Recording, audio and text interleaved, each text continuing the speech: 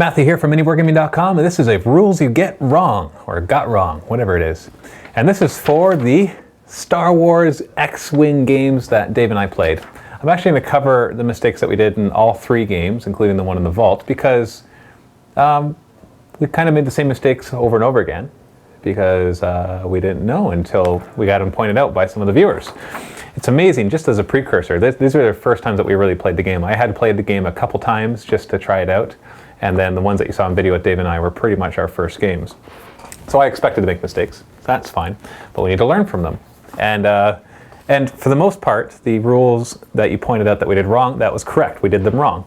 But there's a couple people as well that pointed out things that they thought we did wrong, but we actually did right. So I want to cover all of them so we can make sure we learn this game really well.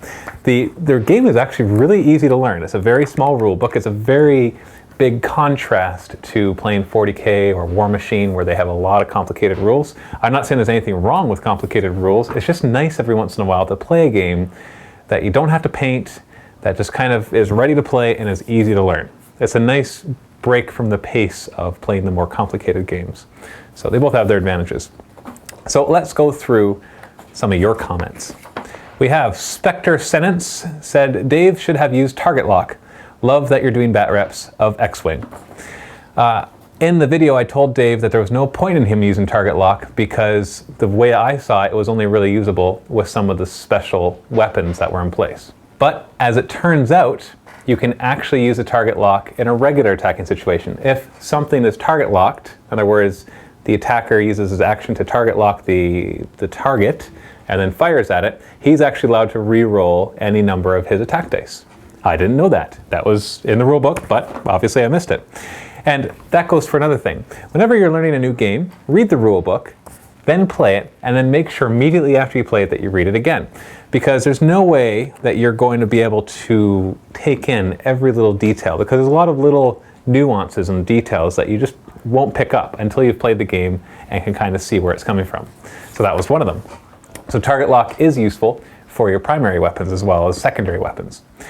Sinuous Toast says, Dave could have used his free focus that Luke gives, which would have negated Matt's focus, but in the end, it didn't really matter. Well, we did the focus a little wrong, but I just want to talk about this. Luke doesn't get a free focus. He gets to turn one focus die into an evade die for free when he's defending. Okay, that's apart from anything else. If he has a focus on him, he could actually use that one to turn all of them, but we'll get to that in a second. So that's not exactly how it works. You got to make sure you differentiate between when it's an action, when it's a token, when it's just something that happens, because that actually matters. Gomble, evade gets rid of the critical first, Matt. That's actually incorrect. Whenever you're removing the damage, you always remove the normal damage first. The critical damage always remains until the end. So, and then we have Gomble also saying a critical does count as a hit. You take 1 damage unless the card says take 2. That was never the question. The question wasn't whether a critical hit was a hit. The question was whether on a card, if it says if you roll a hit, then do this, if a critical hit would count for that as well. And I'll answer the question of that one when we get to another person's comment. Gravis actually wrote down a few of them, 5 of them.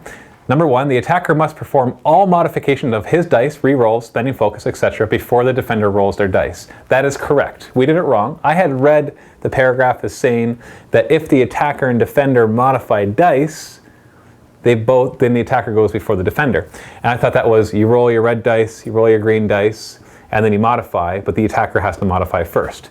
But when I read it again, I realized that it was actually when you're when you're rolling the red dice, the defender has to modify the red dice before the attacker does. So if you have some abilities that modify your opponent's dice, you have to do it before the opponents get to use their abilities to modify their own dice. And that goes for both attacking and defending. Number 2 from Gravis, spending a focus token changes all focus results into hit or evade results. That's definitely right, and we definitely did that wrong. I don't know why I didn't read it as all. I just thought that each of them would be 1. So that makes more sense. Or actually, I don't know if it makes more sense. It's great. Both of them could work as a rule. Number 3, you were correct that you still get your free action even while running into another ship. But that collision would have caused you to skip your perform action phase, so you would not have had that second action. And that one I also missed. I didn't realize that you couldn't take an action if you collided with another ship. You don't actually collide with the other ship, you just have to move the ship back, and then you're not allowed to attack something in base contact, but we'll get to that in a second. Number 4, you cannot perform the same action more than once in a turn, even as a free action. The important thing to note here is performing an action. There are some instances, such as Suntir Fell's pilot ability, that say things such as assign a focus token, which could in fact allow him to have 2 focuses, or foci. That is correct. And now that I realize that the focus will change all of your focus token or focus rolls to evade or hits, I wouldn't want to perform focus twice. I'd rather have an evade on him or do a barrel roll, something else like that. And number 5, when the icon for hit or critical hit is used, the card specifically refers to that dice result. You will see on other cards or in the rules, overlapping an obstacle for example, that it will explicitly list both the hit and crit symbols when the rules intend for it to mean either result. And that's good to know too. See, we didn't have enough cards that I saw a card that said when a hit or critical hit are rolled, or when a critical hit is rolled, this happens. And so I wasn't sure which to assume, and the rule book does not state. But that is good to know. Luethi, 81, this is not a rules thing, but I'm going to read it anyways. I strongly recommend everybody to become a Vault member just for the awesome, hilarious bantering in the sequel to this, and in general too. Great bat rep. Well, thank you, Luethi, 81, for that wonderful endorsement. And of course, I had to throw that in there. Lahota Bimzi, I love that Black Star mat board for this, is awesome. That was actually made by Fireman Tim. Just anybody remembers him. Patrick Quest, I believe the correct way to say the turn name is actually in the tutorial videos that Fantasy Flight made. And that's correct. And I think we were saying it pretty close. It's Koyagran, or as the British guy in the video said, the Koyagran, or whatever. So it's Koyagran or Koyagran. That is the correct way to say it. And it appears to be a Star Wars term, but a lot of people seem to have a problem finding out where it actually is. Patrick also says, also, where are the new Tau videos? By the time you watch this video, they might already be out, but if not, they're coming very soon. Challenge 733, when the TIE Fighter, oh yeah, this is one we already covered. Basically, when the TIE Fighter impacted with the other TIE Fighter, there seemed to be a massive part of the rulebook you missed. If that happens, you cannot fire on the ship you hit. Didn't matter in this case. And you lose your actions that turn. Actually, I did want to read this one. You can fire on the ship that you hit, as long as in the end, it's not in base contact.